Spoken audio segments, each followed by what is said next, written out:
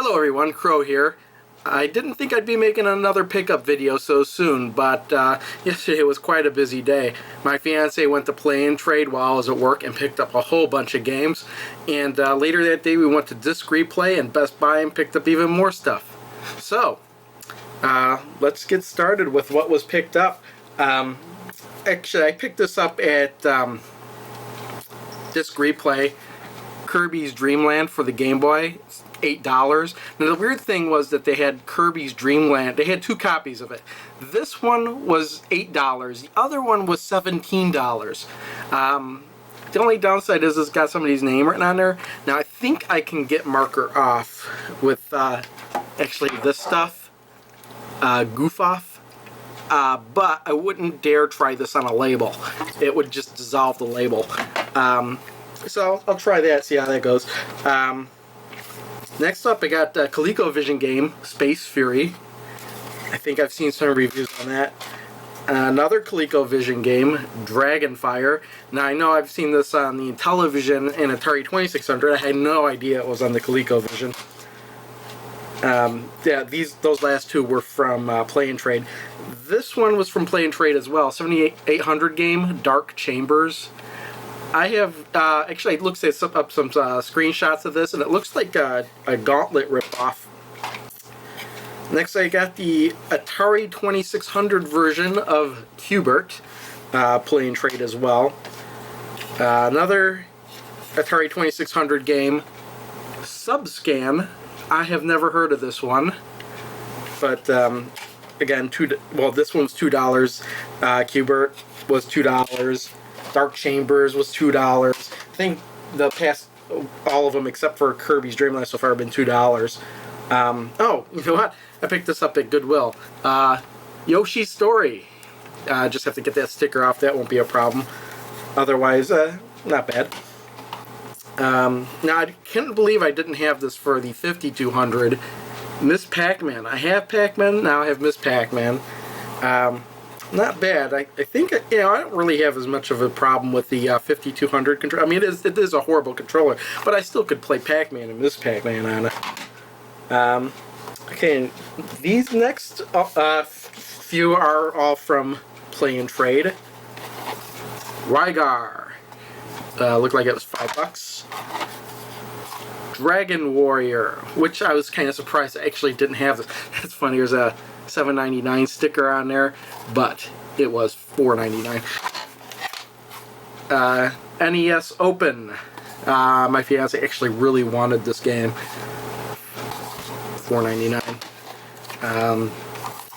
Fantasy Zone. Now when she was telling me they had Fantasy Zone, for some reason I was assuming it was the Sega Master System version.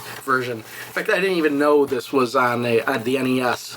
But there you have, the cartridge is a little bit sticky, but should be able to clean this up quite well. And Chip and Dale's Rescue Rangers.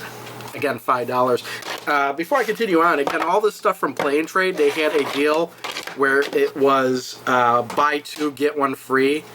And the way they do it is they actually group together the highest priced items together.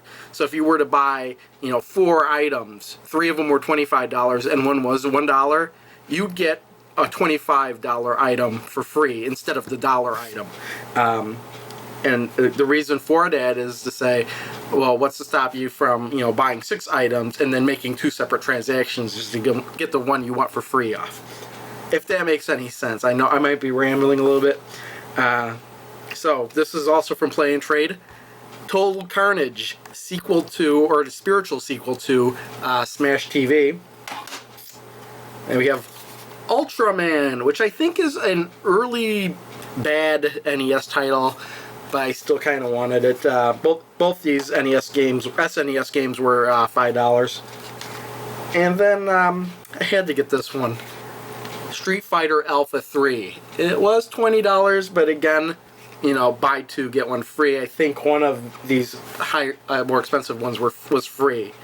And after getting this, I realized I'm going to have to try and get a arcade-style fighting stick for the Dreamcast. But this is one of my favorite Street Fighter games. PlayStation game, Fear Effect. I believe I've seen a review or two of this. It doesn't seem like that bad of a game. It is 4 discs. And I don't know how much it is, but it was, because there's no price on it. I got this one at Disc Replay. Broken Helix. Now, I used to have this one, and I kind of gave it up. But the reason I wanted this game again is because Bruce Campbell is the voice of the main character, Jack Burton. Yes, Bruce Campbell is awesome. Also at Disc Replay, Fairy Tale, just because it was $2 in the case, everything in it. Beam Rider for the Intellivision. This was a pretty expensive game. I didn't know it was rare, but it has all the cartridge and the overlays on it. And then Advanced Dungeons and Dragons. I believe this has the manual and overlays. This was $2. I've seen it for a lot more other places for some reason. That was all the used games. These next couple ones I got at Best Buy. First of all, I had a $10 gift certificate for Best Buy from the Reward Zone program, so that's why I wound up there. I found this pretty cheap, Raiden 4. Now, it was $20. I don't know if it was $20 to start with. I don't think it was, but I had to get this for $20. And then the reason I went to Best Buy was to pick up Sunoco versus Capcom. I saw Back Forward Punch's video review on that, and then I was like, hey, the game's out. So I went to pick this up. And then I also picked this up, even though I really shouldn't have. But then I was thinking, you know what? I kind of need an arcade stick for the Wii.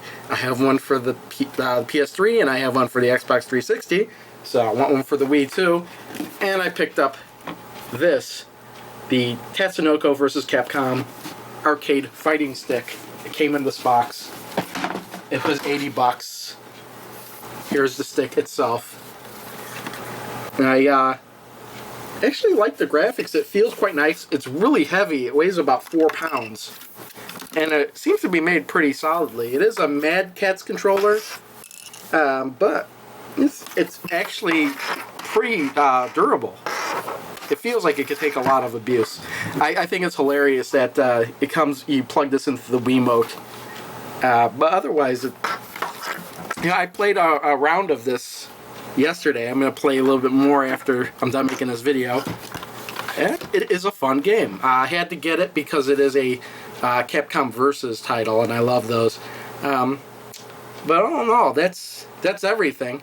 So, alright, until next time, see you later. Bye.